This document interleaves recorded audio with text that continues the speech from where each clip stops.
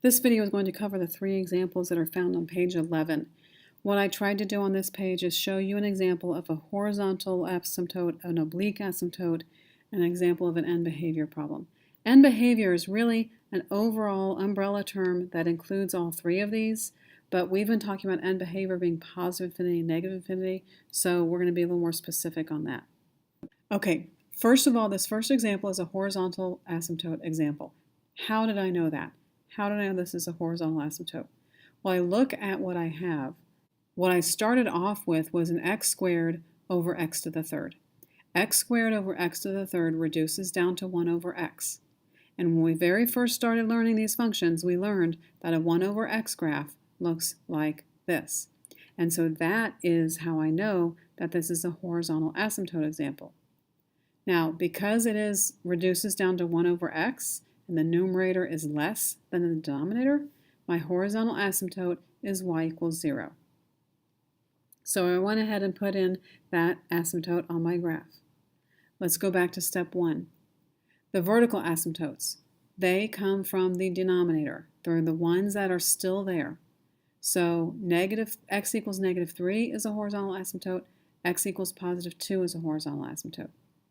Before I started, I crossed these 2 off because they can cancel out, they reduce. And so those are gone. And so that creates a hole. And my hole is at negative 1. Now, how did I find the 1/6? Well, you take that negative 1 and you plug it in, but you don't plug it into the parts you canceled. You only plug it into the leftover pieces. So if I take a negative 1 and I plug it in, I'm going to have negative 1 up here.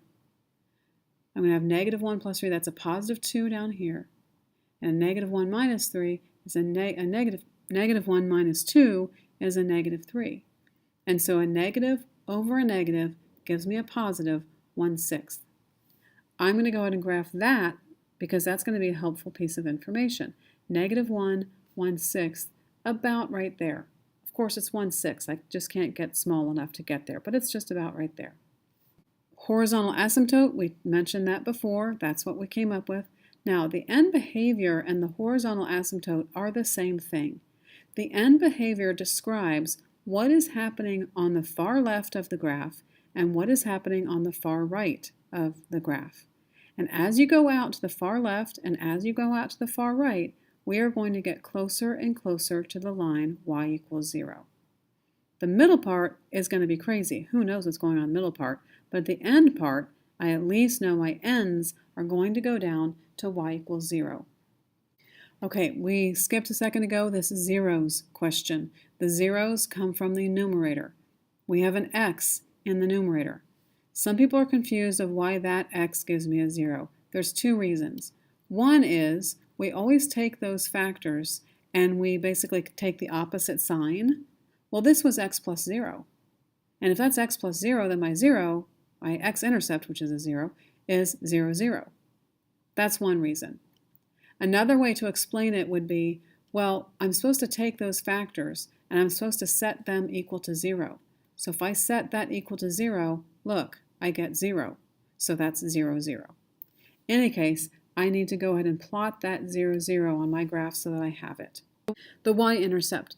The y-intercept is just a helpful point that could help you along the way. And what you do is you plug in a 0 for x, and everywhere you do that, you then are going to work it out and see what you get. Well, in this one, I've already come up with it. It's 0, 0. But if you're not sure where I came up with that, a couple of things. One is I had it in my x-intercept. In this case, my x-intercept and my y-intercept are the same thing. But another reason is if I take this, I'm going to have 0 times 1 over 1 times 3 times negative 2. And that's 0 over negative 6. Well, 0 over negative 6 is just 0. So that's 0, 0 for my y-intercept. So I have that there. Now that I have all the pieces, I need to figure out how to put them together. And there are some people, as you look at this, you might already have enough information. And if you have enough information, that's great. Go ahead and graph it and skip over the rest of but skip over a couple minutes of the video because you know what to do. But a lot of us don't know what to do here. And so if you are stuck and you're not sure where to go, what you can do is you can make a table of values. It's not actually a table of values, and I'll get to that in just a minute. What we're going to do is I'm going to take an x value from each section of my graph. I have 3 sections, right? The left side, the middle, and the right side. So I'm going to take a number from the left side, like maybe -4, -5. I'm just going to take -5. You could take -10, you could take -99, whatever. I'm going to take -5. Now, I'm also going to take a number from the middle section, and I already know what's going on there where that hole is, and I already know what's going on the axis, so maybe I'll take 1, because that one I'm not sure what's going on yet. And then I'm going to come over to the right side, and I'm going to pick a number on the right side, maybe 3. So I just chose a number from the left, from the middle, and from the right. And I'm going to see what happens. I'm going to erase this over here. This table of values, as I mentioned a while ago, it's not a real table of values. It's really called a sign chart because all we care about in the y column is what sign is coming out. So I'm going to have my -5. I'm going to plug it in. I'm going to see what sign it's going to give me. So I have a -5 times -5 plus 1 is -4. And in my denominator, I have a -4 times -2 times -7. And all I care about are the signs.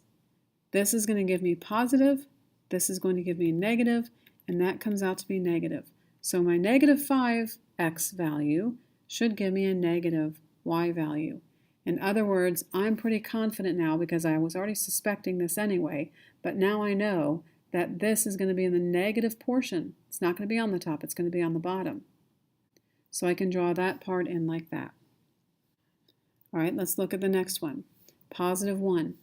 I'm going to come over here, I'm going to come to my graph. I'm going to have 1 times 2 over 2 times 4 times -1. That's a positive over a negative, which is a negative. Okay, that's interesting because it tells me at the +1, I'm going to have a negative answer. And again, I wasn't sure, but I did suspect this was going to happen because with this hole and this point, pretty sure what's going to happen is go like this. But then I wasn't sure, am I going to come back up or am I going to go down? And this sign chart just told me I want to go down. There was another reason I knew to go down, and that was there are no bounces. If you look at my original equation, there's no bouncing. So really that was not going to be a U shape anyway, but I just confirmed it's not a U shape. It's going to come down like this. Let's do the same thing with the 3. All right, I'm going to plug in a 3. I'm going to have 3 times 4 over 4 times 6 times 1. That is positive over positive. That is positive. All right, that means over here, I'm going to be in the positive quadrant. So one way is that table, which just confirms where things are. It gives you some solid information. Another way to do this, though, you didn't need to. Remember at the beginning I said there's some people who just look at it and know. Let me show you what they knew. They knew that they had these 2 points, and so it was pretty obvious that it's going to make us some kind of a line. They weren't sure about the bounce, but there's no bounce in the equation, so it's not going to bounce, so it goes down. All of our asymptotes, our vertical asymptotes, they are all odd. They're all first power. If they're all first power, they have to be at different places. So let me go back to the middle where I was. I knew that's where that line was going to be. This is up here. This is an odd asymptote. Then I have to come down here. And same thing here. If this is an odd asymptote, I have to come up here. And then I've got my answer. And so that all fell into place. Okay, let's look at the next example. Once again, I can pretty quickly cross out those x plus 2's. Those are gone, which leaves my vertical asymptote at x equals 5 and my hole at -2 something. And I need to figure out how to find that other something. But I'm going to graph my vertical asymptote at 5. Now, my hole is at -2. I'm just going to show a little bit of work down here. I'm going to plug in -2 minus 3 is -5. Negative 2 minus 4 is negative 6. Negative 2 minus 5 again is negative 7. That is a positive 30 over negative 7, which is a negative 4 point something.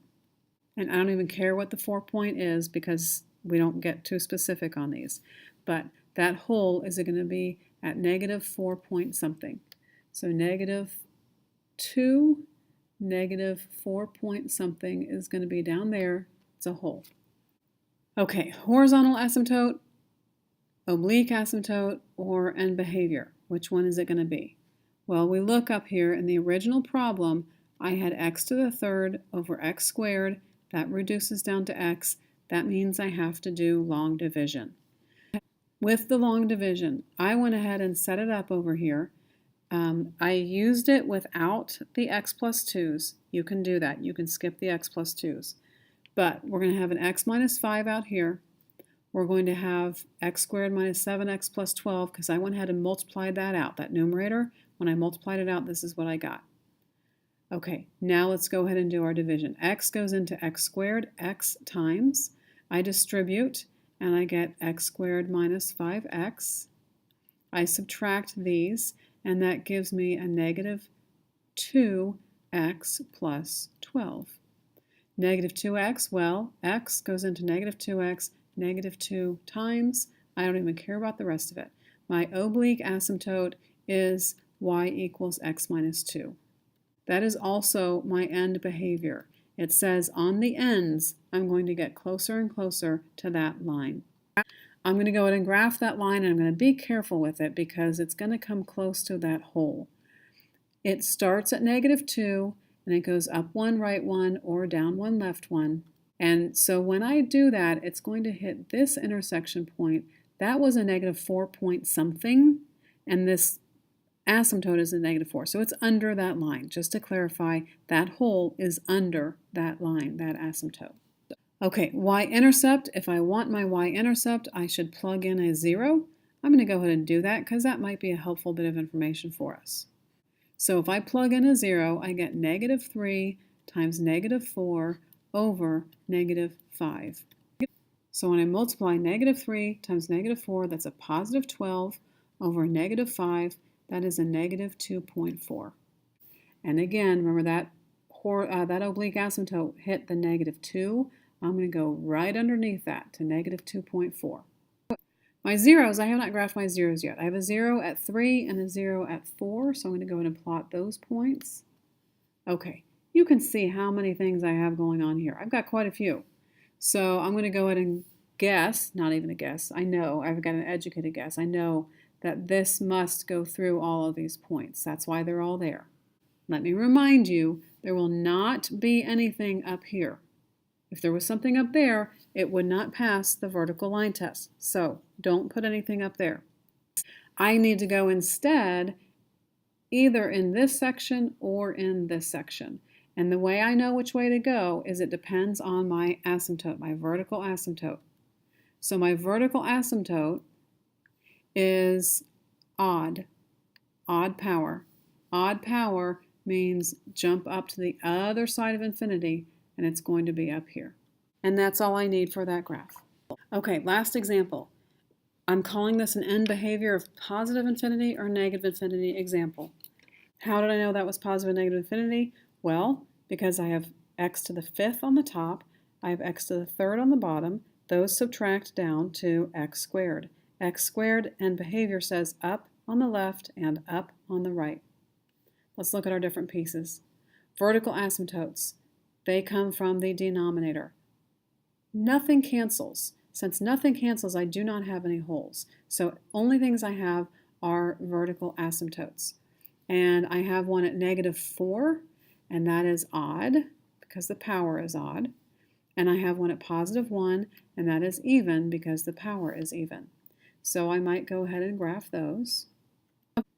Because I have this kind of end behavior, that means no oblique asymptotes and no horizontal asymptotes. So I don't have any of that. My zeros. My zeros come from the numerator. I have a positive 3, a negative 5, and a positive 2. The -3 just goes through. The -5, though, it bounces, and the +2 also bounces. That's going to be helpful to remember when I go to graph these. So I have a +3 here, I have a -5 here, and I have a +2 here. In my asymptote, I was a little bit messy with that asymptote. That asymptote is at +1, not negative. I'm sorry, +1, not +2. Okay, I scooted them over just to make sure that we know where everything is. Our end behavior tells me up on the left and up on the right. My y-intercept, I'm going to go ahead and do this y-intercept because it might be helpful to me. If I plug in a 0 for every one of those x's, I would have -3 times 25 times +4 over 4 times +1. My 4's cancel. So I have a -75. So my y-intercept is at 0, -75. I don't even have -75 in my graph, but I need to draw something down here, so it's going to go like this. Because there are no x-intercepts in that section, in that middle part, there's nothing there. So this is just down here at -75. Then, on the left-hand side and the right-hand side, I need to look at my end behavior. I can also look at my asymptotes to decide there. Maybe let's just look at the asymptotes and figure it out from there, because I'm down here, way down here by this asymptote, and I need to figure out where do I go from there. So that asymptote was at -4. -4 was odd. Odd means opposite side of infinity. So I need to come up here. Also, I have this point at -5, and it's a bounce. So I need to come way up here to positive infinity. I need to bounce off of that one and come back up. I'm going to talk about the end behavior in just a minute because this all should match up with our end behavior. Okay, back to the center where I was a minute ago. Now at this asymptote, this is the +1 asymptote, that is an even asymptote. And an even asymptote says come right next door and pick up right here where we left off, just on the other side of the fence. I'm going to go up to the 3. And I'm going to go through. I'm going to bounce off of the, going up to the 2, bouncing, and then going through the 3. So this is going to be kind of hard for me to draw. I'll do my best. I'm going to go up to that 2, bounce off of it, and then come through the 3. Okay, should look something like that. Let's double check with our end behavior. Our end behavior said up on the left and up on the right. Let's look. Up on the left, up on the right, it matches up. It works. We will continue to work on some examples of graphing in class, but I wanted to make this video so you can come back and refer to it whenever you need to.